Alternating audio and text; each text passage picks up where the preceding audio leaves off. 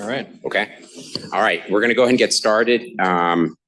First of all, a round of applause for Sean here. He's got the toughest job on campus. It's very stressful, speaking of wellness. So I want to thank Elizabeth David and Zach Asher for putting together our wellness series during the year. And I also want to thank Robert McIntyre, who tirelessly puts the Grand Rounds schedule. I'm going to turn it over to Dr. David to introduce our very distinguished visitor. Thank you. Good morning, everyone. Thank you all for joining us this morning. It's my tremendous honor to be introducing our inaugural well-being visiting professor this morning. I'd like to acknowledge the support of the department and the Dean's Office of Provider Wellbeing and its importance. We hope that this is the first of many visiting professors in this area of study.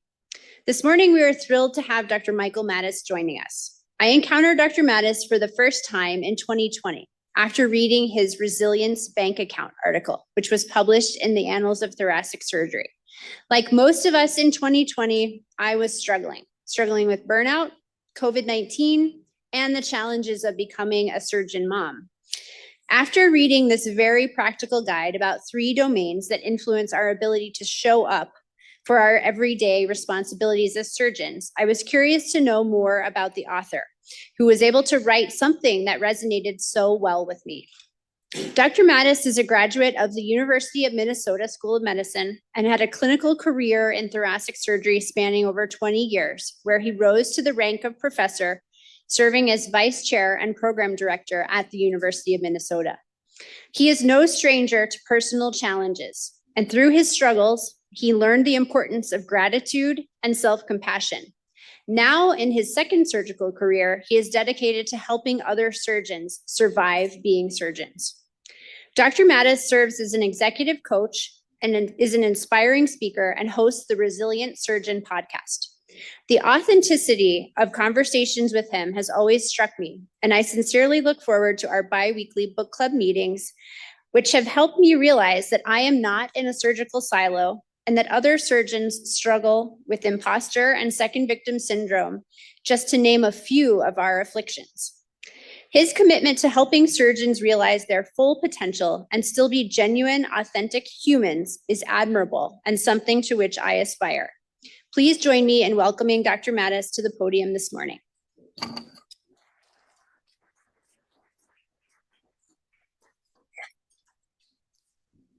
Thank you, Elizabeth. I'm going to plan B here in this presentation, so if I goof up, bear with me and please be patient. You know, when they say distinguished, I think that means that I'm 70, which I am, all right? So unfortunately, that's the case. But that was one of the nicest introductions I've ever had. It was outside the usual, you know, how many papers I've written and all that. So I really appreciate that, Elizabeth. Okay, getting set up here.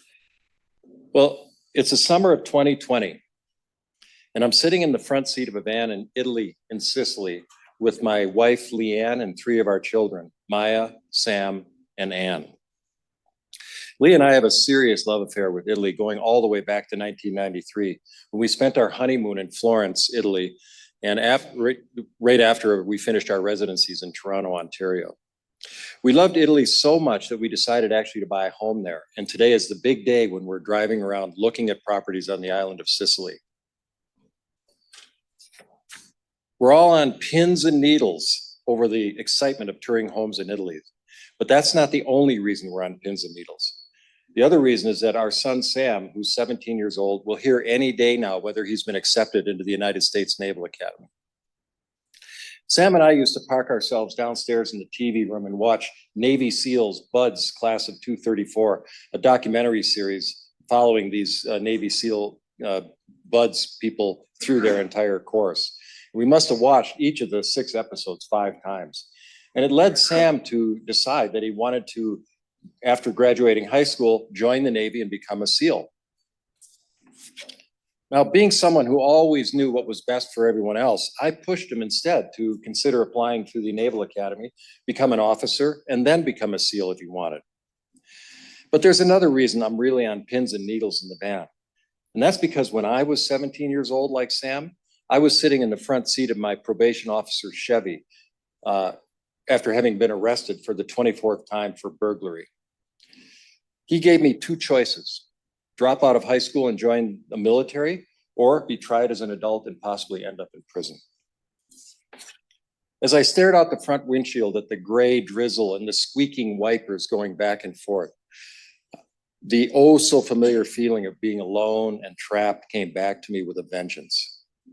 But I realized that the Navy would get me away from my alcoholic, suicidal mother and her alcoholic, abusive husband. But it would also take me away from my real family, which were my friends on the street who came from troubled homes like I did. So I joined the Navy in 1971 during the Vietnam War.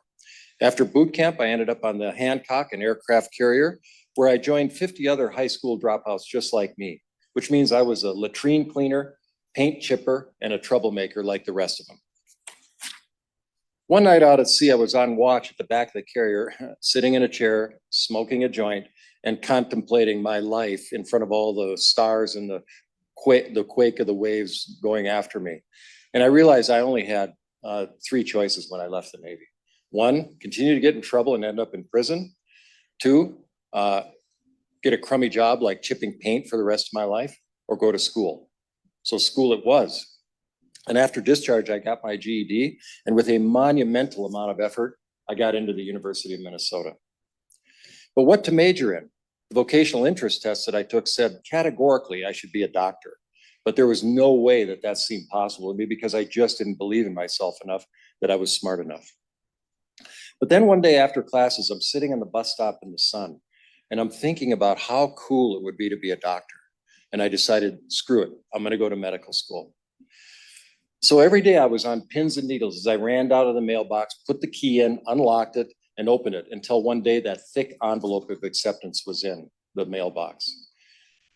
Suddenly I realized I was set for life, finally. I wanted Sam, my son, to be set for life too, which is why I was so on pins and needles in the van waiting to hear if he got in. I had no idea how Sam felt because Sam is a deep introvert and he never talks.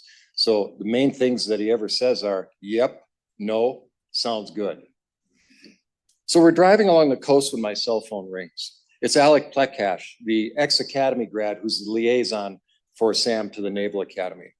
I hand the phone to Sam, and after 30 seconds, he says, thanks a lot, and hangs up. We're all staring at him, waiting until he finally says, I got in.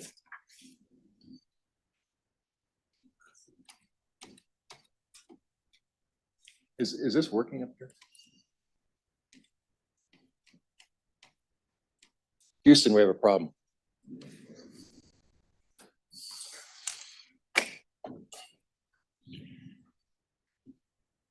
Oh, you turned the system off. I didn't touch anything. It just.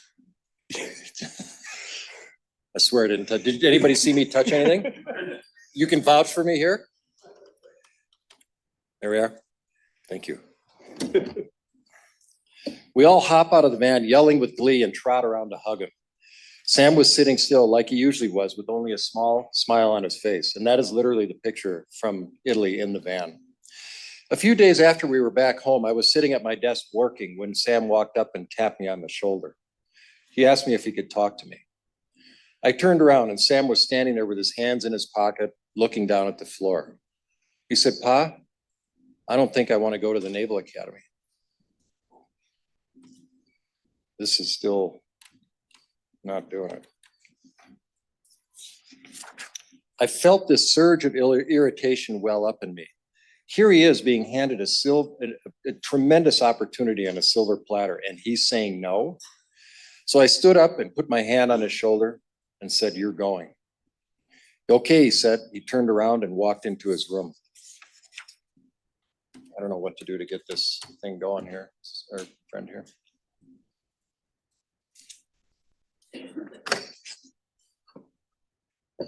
This is not my fault. I would take full responsibility, but my PowerPoint PC is on the computer here. You just. Okay, I was doing that, but it wasn't going away. All right, now maybe it'll. Well, a little over a year later, I found myself in the front passenger seat of my brand new Audi being driven to Hazelland Rehab Center in Minnesota by three of my children. It was a downward spiral into hell that started out slowly. First, my wife Lee and I were like ships passing in the night. In bed, she was just 1 foot away from me, but she might as well have been in another room or in another house. I was lonely for her, but the gulf between us seemed so wide that I didn't even know where to start. Second, and I hate to admit this, I was sick of operating.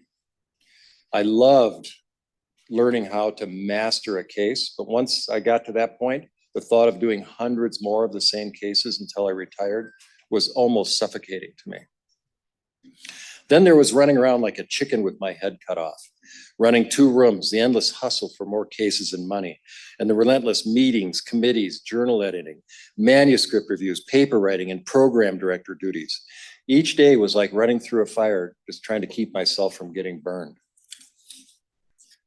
I was on this treadmill that I had built and hopped onto, and now I was running so fast that it seemed too risky to get off. But the worst part, I really didn't even know why I was on the goddamn treadmill anymore. I felt trapped by the situation.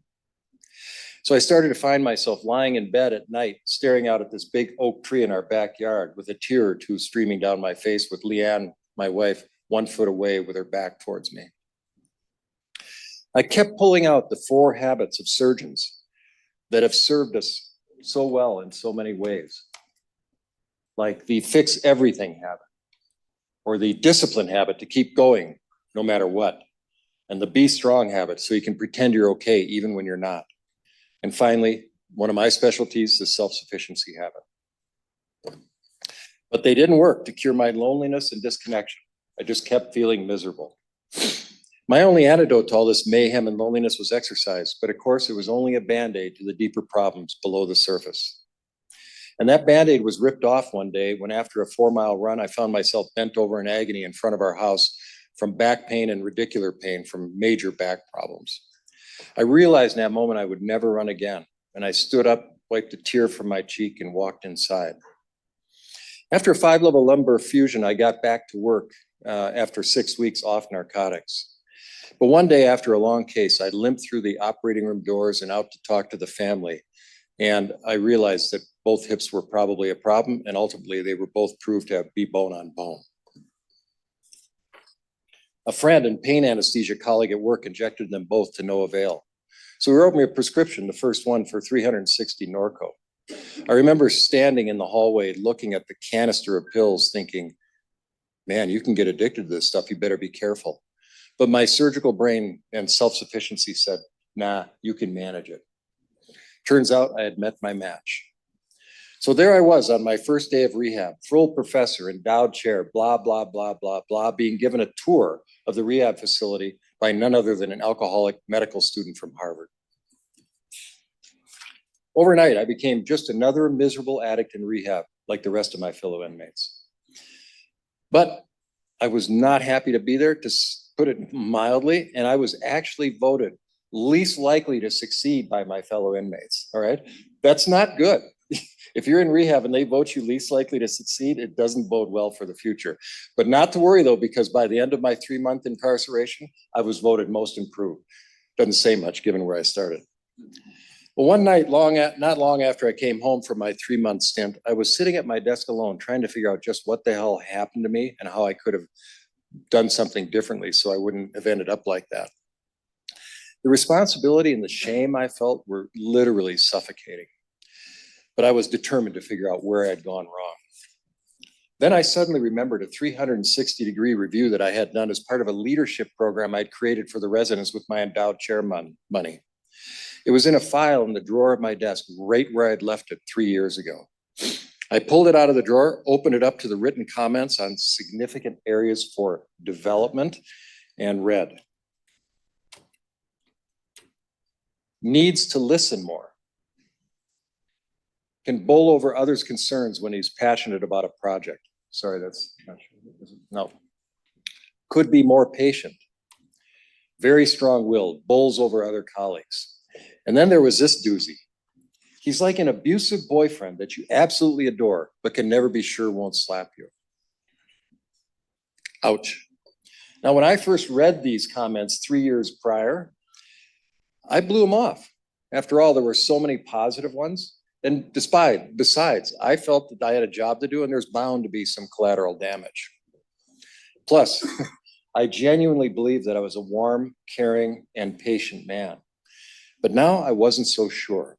So I decided to email this comment to my children, 5 of my children, to see what they had to say. Mike, my oldest son, said, yeah, the slap sentence is perfect, essentially unapproachable. Max, couldn't tell me anything. All I knew I would hear is buck up, move past it, this is nothing. Rachel, I hate to say it, Pa, but I agree. My daughter, Maya, yeah, that's when you're in your dictator phase. And Sam, the introvert, yep. Now I finally realized what a huge blind spot this was for me. And it highlights the truth of the phrase of the highest ranked executive coach and leadership thinker in the world, Marshall Goldsmith. What got you here won't get you there. Meaning that what made me successful, the full professor, endowed chair, all that stuff, and what has made every one of you successful, our training gets us there, but it doesn't get us to the next critical stage of leadership, whether at home or at work. The ability to deeply connect with others as human beings. I realized this was not the kind of person I wanted to be to my children or anyone else. And that night I made a vow to myself, just like I did on the back of the carrier and that day when I decided to go to medical school, to learn how to connect with others by practicing how to keep my mouth shut, make people feel safe to talk to me, actually listen with muscular patience, and see the world through another person's eyes. Well, not long after my release from rehab, I was standing on our front porch with Leanne, my wife, talking about whether or not I should go back to work at the university. The author Derek Sivers said the answer to such a question should be either a hell no or a hell yes. Anything in between, don't do it. For both of us, it was a hell no. I was worn out physically and mentally, but even more than that, I was afraid of myself, of getting back on the treadmill and just ending up just like I was before. But in truth, I was way afraid of something much more than that. And that was that my wife and kids wouldn't love me anymore because all they knew was this very high profile, successful surgeon. So I mustered up the courage and asked my wife, if I leave work, will you still love me and the kids? She looked me right in the eyes and said with a frown, that's ridiculous. That sure was reassuring, but we still had work to do to rekindle our flame. But I did leave clinical practice. Well, as part of that rekindling, Lee and I decided to take a second honeymoon to the place of our first honeymoon, Florence, Italy. We stayed at the same hotel as our honeymoon, the Torre di Bellosguardo. Pretty good accent, huh? Overlooking Florence. We settled in, and after dinner, Lee is taking a bath, and I'm lying on the bed on pins and needles. Love seems to be in the air again. Then Lee's phone rings. It's Sam. She came out of the bathroom in a robe with her hair wrapped in a towel, and I handed her the phone. And she sat down at the desk and for the next 90 minutes talked to Sam. Sam was at the 2-year time point at the academy, which was when anyone can choose to leave without penalty. We all knew how much he hated being there and how depressed he was. Even though he was their boxing champion, the only thing he loved about the academy. For once, I kept my mouth shut. Even if I had wanted to say something, I was so plagued by guilt and remorse for having pushed him to go to the Naval Academy that I didn't think I could keep my emotions out of it. Plus, he never asked to talk to me. The phone call ended without a decision. Lee and I got into bed and laid there, holding hands in silence. As I looked up at the Italian frescoes painted on the ceiling, I thought about Sam. How when he was young, he loved to be in his room alone for hours playing with his toys and monsters. And I thought about how his room was always a disaster. And within 5 minutes of cleaning it up to perfection, it would turn into a pigsty. And I thought about how he lost every goddamn credit card we ever gave him, every single one. But I also thought about my own past, how it created an urgency for his life that must have been suffocating to him, even though he showed how much he loved and respected me by giving his high school graduation speech about me. I finally saw how hard it must be for him to be at the academy because of the massive effort it took for him to be other than who he is. For the first time, I felt I could see my boy for who he is and not how I thought he should be. Well, Sam decided to stick it out, and he graduated in 2015 and was assigned to the Comstock, a marine transport ship in San Diego. Soon after, they deployed to the Middle East for 9 months, and when he came back, he bought a motorcycle. Meanwhile, 2,000 miles away, and unbeknownst to Sam, I'm continuing to learn how to live better. During my 3-month incarceration at Hazelden, my assigned counselor, Bruce, constantly badgered me to keep a gratitude journal and write 3 things in it you're grateful for every day. Right. My life is in a shambles, and you're telling me that some BS thing like writing gratitude notes is going to change that? I didn't buy it. And of course, I knew that that was not the case, right? But then one night after a second honeymoon in Florence, I get an email from our daughter Maya with a link to a YouTube video about gratitude. With just a trace of irritation, I clicked play. It was a study done with 30 Boston College students. They were all asked to write a letter of gratitude to someone in their life that they felt had made a major difference in their existence. Then, unbeknownst to them, they were told that they had to call them and read the letter to them while they videotaped them. Most of the students started crying as they were reading the letter over the phone to their other people. Same here. By the end of the video, I had tears streaming down my face once again. The video was touching, all right, but the most interesting part to me was that writing and reading the letters of gratitude significantly reduced the students' stress level, and it increased the level of their self-compassion. Now, at the time, I had never heard of self-compassion. I thought, WTF is that, okay? So I hit PubMed and realized that self-compassion is a huge deal with great science behind it. So I signed up for a week-long retreat in the desert in the middle of California. A few months later, I found myself, a male with tattoos, thoracic surgeon, and an ex-delinquent, in the desert with 60 women psychologists and social workers, and only 4 men. This is terrifying. In a huge open room with high ceilings, sitting on a meditation cushion, and being asked to talk about my feelings and putting my hand on my heart in front of everybody like this. I can't even tell you how weird and awkward this felt, all right? I almost ran out at the end of the day. I was like right on the edge of saying, this is not me. I got to get out of here. But I stuck it out, and I came away with my thinking changed, but more importantly, with my heart open to these ideas. It was, as Leonard Cohen sings in the song Anthem, the crack that let the light in. I even went back for another week to learn how to teach self-compassion. And then I went to a couple meditation retreats after that. All this new stuff I was doing seemed to be working. Lee and I were more connected, and I felt more content, patient, and peaceful. Of course, I recognize that it may all be bullshit because I wasn't working and I wasn't on the treadmill anymore. But frankly, I just didn't give a damn. It was good. I seemed to be set again, finally. Then one weekend, I was out visiting our daughter Maya in Boston, where she was going to school. We were sitting at a counter in a great Italian place eating pasta when my phone rang. It was Charlie, a buddy of Sam's from the Naval Academy. Sam had been in an accident.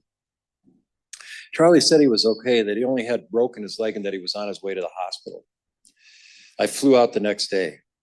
When I walked into his hospital room, they were changing his dressings, and this is what I saw. A car had run head on into his leg. But what did Sam see or expect when I walked into his room from his perspective? We had hardly talked or seen each other for nearly 6 years. As far as he knew, the father that walked into his hospital room was the very same one who had put his hand on his shoulder 6 years ago and said, "You're going." Well, 1 month later, after 9 operations and an episode of serratia septic shock, they tried one more time to get enough skin to cover the wound. After the surgeon came up to me in the hallway with that look in his eyes, it said, "It's over." It was time to amputate below the knee. That night in his room, I was sitting by his bed when he woke up. He looked at me and I told him, Sammy, they have to amputate your leg. He wailed so loud you could hear it 50 feet away at the nurse's station. 2 weeks after the amputation, he was staying with me at an Airbnb and we decided to finally go out in public and go to dinner. It was the first time out since he had been discharged. I pulled up to the restaurant in the car, let him out, and felt my heart break as I watched him struggle through the doors of the restaurant on crutches with his ace bandage stump hanging there like that. While we were eating, the silence was deafening. Sam downed a few beers in short order, and I tried to make some small talk when he suddenly erupted and started swearing at me out loud in front of everybody. I got him to settle down, and after we suffered through the rest of the meal, we left and we were standing at the curb, waiting for the valet to bring the car. Sam was on the sidewalk at the curb, and I was by him in the street. I turned and looked up at my boy on crutches with his leg cut off. I was on a perilously high emotional tightrope. On the one hand, I could fall to the side of righteous indignation and say, no, screw you, Sam. I'm the one that's been out here making home-cooked meals for you every day, bringing them in and making sure that all of your care is perfectly coordinated and tidy. On the other hand, I could fall to the other side and say, you're right, Sam, screw me. Because if I hadn't pushed you into the Naval Academy, you'd probably still have your leg. Instead, I stepped up onto the sidewalk and put my arms around him and hugged him. And I put my face against his. And I said softly, I can't imagine how much you're suffering. When I stepped back and looked at his eyes, there were tears streaming down his face. And he looked at me and said, I don't know why I keep blaming you for everything. In that moment, I realized how much I had changed.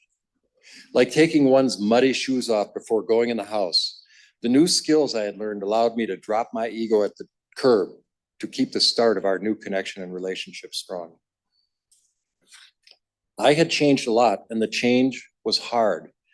Putting my hand on my heart, practicing muscular patience when listening to others, and trying to keep the other person's perspectives in mind when I'm talking to them.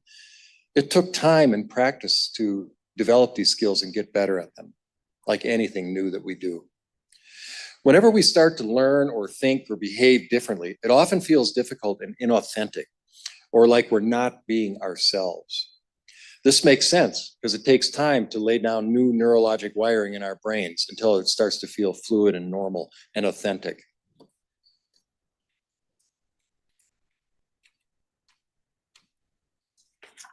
As Herminia Ibarra, the London School of Economics says, when we're working at improving our game, as we do while we're in training in our early career, our authentic sense of self is a compass that helps us navigate choices and work toward our goals.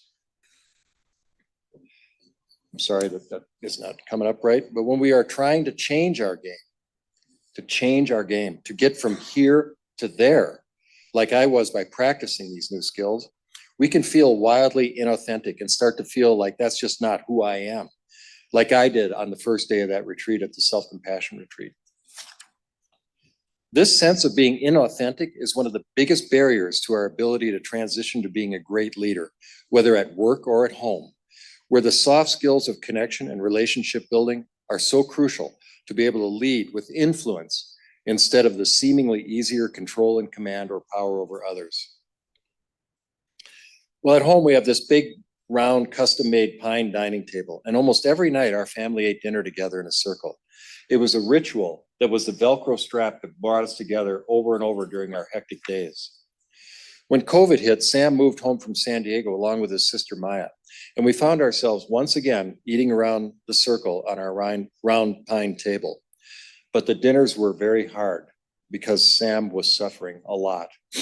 In the morning, walking up the stairs, his face routinely grimaced with pain from the prosthesis and the constant skin infections on the end of his thumb. Or when he would sit in the living room playing guitar, the music would suddenly stop and see as a shockwave of phantom pain rip through his leg.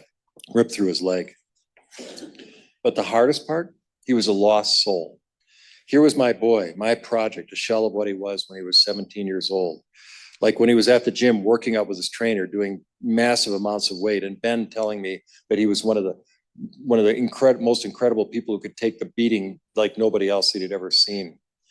Or when he was in high school, watching him glide through the water with strength and grace at the state swimming championships. Or when he faced his first opponent in the boxing ring while in 10th grade, despite wanting to throw up.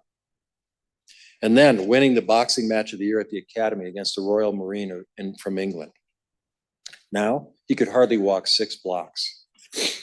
One night I cooked his favorite meal when he was a teenager, baked chicken, mashed potatoes, and peas.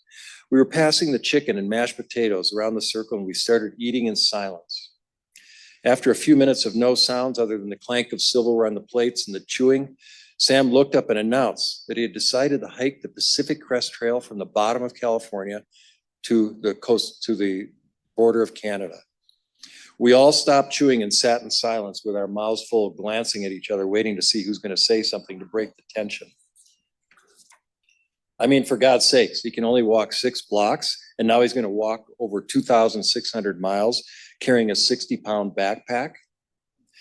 I fought back all the comments and advice that my brain wanted to spit out. Things like, how will you do that when you can hardly walk? Or what about a job and a career or something like that? And my wife, I was scared she was going to give one of her signature comments, which is always, you need to go back to school and get a master's or a PhD in something. I choked the verbal vomit back up into my brain and said, that's fantastic, Sammy, but I actually meant it in my heart. Sam looked at me right in the eyes and he said he had to do it to find his way back to himself. I stood up, walked to the other side of the table, hugged him, and told him that we would do everything we could to support him.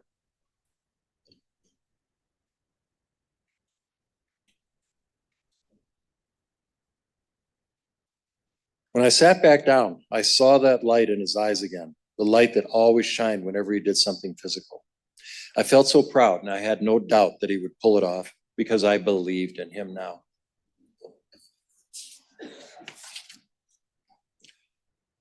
This is U.S. Navy Captain Micah Brashoff. And this is the USS Benfold, a destroyer, the first ship he ever commanded as a captain. The change of command from one captain to another is a huge deal. And on June 20th, 1997, in front of the entire crew of 310 sailors, all dressed in their dress whites, Brashoff stood alongside the outgoing captain who was there with his wife, his mother, and his children beside him. After command of the Benfold was formally handed over to Brashoff, they shook hands, and as the outgoing captain, along with his family, his wife, mother, and children, descended down the gangplank to leave the ship, the entire crew cheered.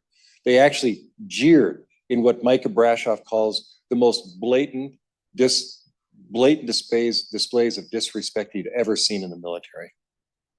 This was a wake-up call for Brashoff. He was terrified of the same thing happening to him because, like the outgoing captain, he was a graduate of the academy and a command and control leader, just like him. In that moment, he realized it was time for him to leave his comfort zone and chart his own course. But he also realized that it was time to confront everything that he hated about the Navy. And even though he was scared, full of doubt, he knew he had to take the leap for his people. He didn't want to look back in the future and say, if only I hadn't. If Marshall Goldsmith, the world's #1 executive coach that I mentioned, had been there with the Brashoff, he would have said, Mike, this is a classic situation. What got you here won't get you there. Meaning that the skills that led you to be chosen to command that ship and lead 310 sailors are completely different than the new skills you're going to need to get there, to becoming truly successful as a leader. Later, as he pondered his situation, he looked up data on sailor reenlistment. What he found stunned him. These are the top 4 reasons that people don't reenlist. The first, not being treated with respect or dignity. The second, not being listened to. Third, being prevented from making an impact on the organization. And fourth, not being rewarded with more responsibility. Dead last, low pay. These, it turns out, are the very same reasons people leave their jobs in the civilian world. Since the Brashoff had no control over who his crew was or their pay, he decided to concentrate on the top 4 reasons. But how to do it all?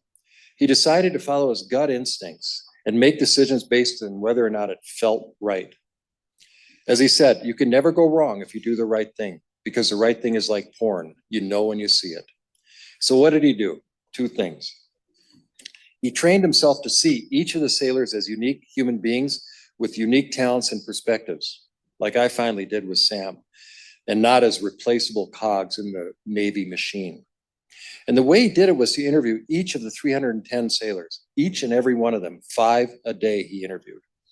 And these are some of the questions he asked. Where were they from? Did you have special memories growing up from high school or your hometown? Are you married? Do you have a significant other or children? And what are their names? Why did you join the Navy? And the Benfold, what do you like the most? What do you like the least? What would you change if you could about the Benfold? What are your goals for your time in the Navy? And what are your life goals in the future? Questions that I'm sure nobody had ever asked them about. Then he actually made cards for each sailor, stapled a picture of them to it, and wrote what he learned about them on each one. To quote Abrashoff, something happened to me as a result of those interviews. I came to see and respect my crew enormously. No longer were they just nameless bodies at which I barked orders. I realized they were just like me. They had hopes, dreams, loved ones, and they wanted to believe that what they were doing was important, and they wanted to be treated with respect, just like everyone here in this room. The interviews made Abrashoff realize that the sailors were smart and talented people with good ideas that frequently came to nothing because no one in charge ever listened to them, and that they were just bringing their bodies to work to collect a paycheck and leave their passion and enthusiasm locked inside their cars in the parking lot. He vowed to himself, much like I did it with myself at the desk that night, to treat every interaction with every person as if it was the most important thing at that moment. Every day he sent signals constantly that made it clear he saw them as individuals and that he believed in them. He knew their names, he knew their dreams, and he knew their goals. They knew it, and they could feel it. The second thing he did was to train himself to believe that each of the 310 sailors actually wanted to do well and be the best. So he asked every one of the 310 sailors, is there a better way to do what you do? And over and over, the answer was yes, and many of the answers were revelations to him. Abrashoff showed his belief in them by creating a climate that encouraged the sailors to pursue what seemed to be on the surface crazy and goofy ideas, and he never reprimanded someone for trying at any time. Now, the word believe is a verb, and by Abrashoff taking the lead and taking actions that showed his belief in them, it created what is called a vulnerability loop. A vulnerability loop is always initiated by someone who's willing to take the first chance by trusting them or believing in them, which then leads to the other person's willingness to trust and believe in them. But it always requires that someone take the first move by taking the lead. Over time, the crew came to believe that Mike cared more about performance and about them than his own ego or his promotions. So what was the impact of all this seeing and believing, if you will? When he took command of the Benfold, it was nearly a floating disaster. And in just over a year, he had turned the ship around.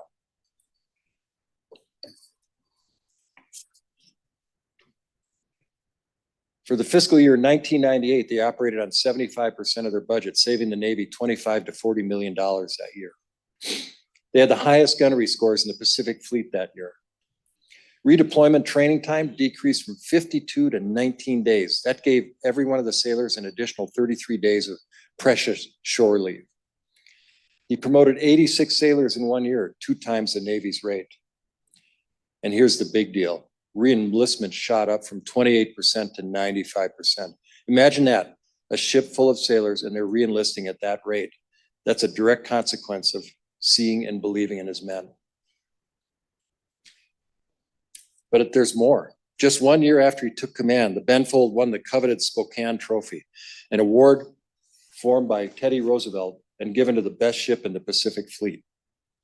But it gets even better. When Mike took command, he was working 12 to 16 hours a day. 2 years later, when the ship was in port, he'd roll into work between 8 and 9, walk around and greet people, do a few administrative tasks, and leave the ship around noon or 1 o'clock. The thing was on autopilot, thanks to what he had done. Abrashoff had created a team, a tribe, or a family, whatever word you like to call it, of human beings who were seen and believed in.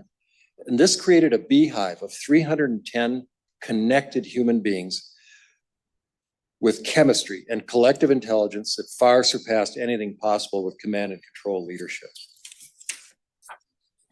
As Mike said, command and control are shortcuts that will seem easier and that will give short-term benefits and feelings. But doing the upfront harder work of seeing and believing in people to help them realize their full potential will lead to goals being attained that are otherwise out of reach.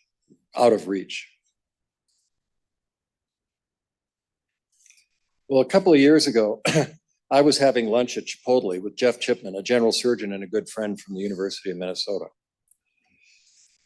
He was telling me about a colleague of ours who was in trouble at work because of the way he treated others. As you might imagine, he wasn't well liked. And almost in passing, he mentioned to me that this individual had referred to me as just an addict. I felt that sting of burning shame again.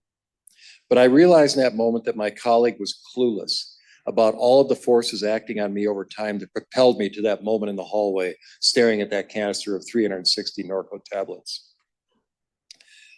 Like my adverse childhood event score of 7, over-applied surgical habits, chronic pain, can't run and exercise the way I used to, lonely for my wife and disconnected, not fulfilled at work, trapped on the treadmill. And then to top it all off, an intraoperative death of a young woman with benign disease and a subsequent lawsuit that they had to eventually drop because I actually didn't do anything wrong. And then finally, the straw that broke the camel's back, the free flow of narcotics. The same is true for every human being alive, like my colleague in trouble, or when Sam swore at me in the restaurant, or when the outgoing Benfold captain was jeered for his oppressive command and control leadership. In these moments, it's oh so easy to judge without context and put people in a box. But all it does is make us feel good about ourselves. Whenever you see a behavior that seems out of line and inappropriate, and it may well be, try to see their humanity and understand that it is often the last domino to fall after a chain of events in a person's life that have accumulated over time to create that moment. In my opinion, there's similarly a chain of invisible forces that is at the heart of why so many of us feel disconnected and like cogs in the healthcare machine. And as if we are locking our passion and our enthusiasm inside our cars in the parking lot.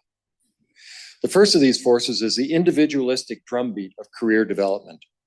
During our training as surgeons, we necessarily focus almost entirely on ourselves, on the necessary acquisition of the skills to take care of patients and operate. Then we enter practice, and the individualistic drumbeat of career development gets louder as we work to solidify our clinical skills and then pursue our academic endeavors. But there are other players that contribute to this downward spiral of disconnection. Our surgical culture of rugged individualism and independence born of our Hallstedian heritage. The 4 habits of surgeons, which can keep each of us locked up in a mental prison of isolation. Computers and cell phones that put us, in essence, in virtual connection-proof rooms.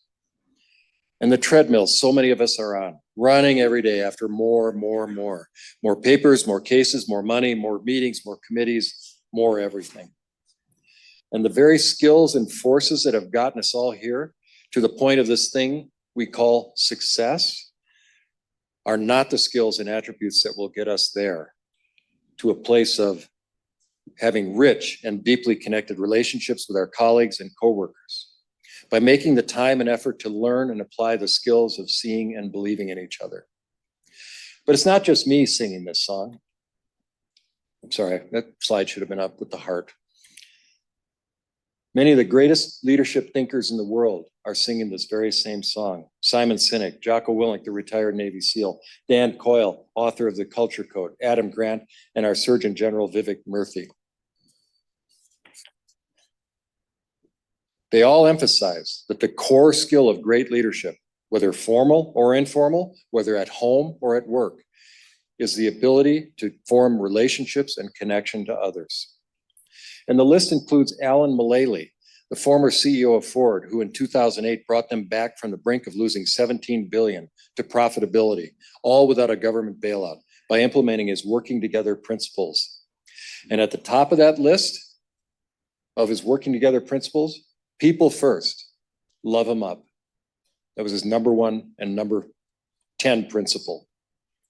And how do you do that? By committing to seeing and believing in each other day after day, just like Micah Brashoff did with his 310 sailors.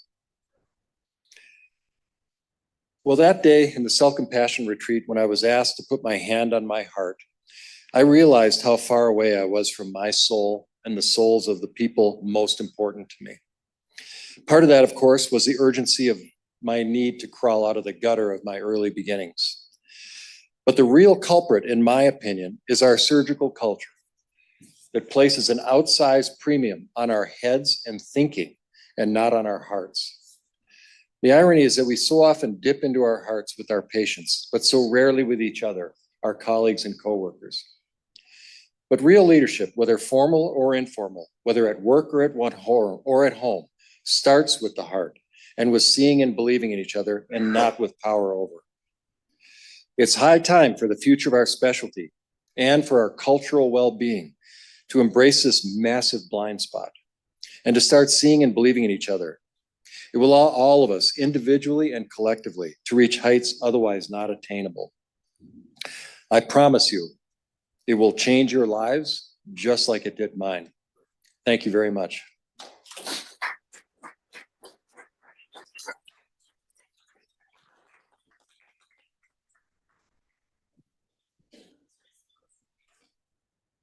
Thank you, Dr. Maddaus. We have time for a couple of quick questions. Dr. Schulich. Dr. Maddaus, thank you so much for coming and delivering this talk. There is a lot to unpack here, and I'll be thinking about this for the next weeks, maybe months, maybe years. I think a lot of these principles we're not good at as surgeons. And thank you for opening up our horizon and at least encouraging us to think about it. Hopefully, many of us enter some of the doors that you've opened for us. Thank you. You're welcome. Thank you. I have a question. Can you maybe give 3 initial steps that you would recommend for building connection on a team? Well, it's hard because everybody here is probably on the treadmill, right? We're running busy as hell, but you have to prioritize that, and it's just like at home. I prioritize sitting down and talking to my wife, making time to connect and do things, and with my son and that, it just becomes the priority. And so somehow you have to build into the system ways of connecting, if seeing and meeting each other physically. That means, coffee, going to coffee with somebody, going out to dinner, having people over to the house, whatever it is. And then the dreadful, endless meetings that we all suffer through. All right, a lot of that can be truncated. You can change the meetings. I'll give you an example. When I was in Pittsburgh giving a seminar, I had each of the residents send me a picture of something in their life that really meant a lot to them. I put it together in a PowerPoint format and then put it up. And then I had each of them come up and tell the little story behind the picture. The residents were all blown away because they didn't know each other at all. And then they learn something about them to see them as the unique individuals they are. So you can be very creative in your efforts to try and find ways to come together, but you've got to do the work. You got to actually make the effort. And then the key thing here is to work on keeping our mouths shut. As surgeons, we tend to want to fix things and advice, give a lot of advice. We know the way to do all this stuff.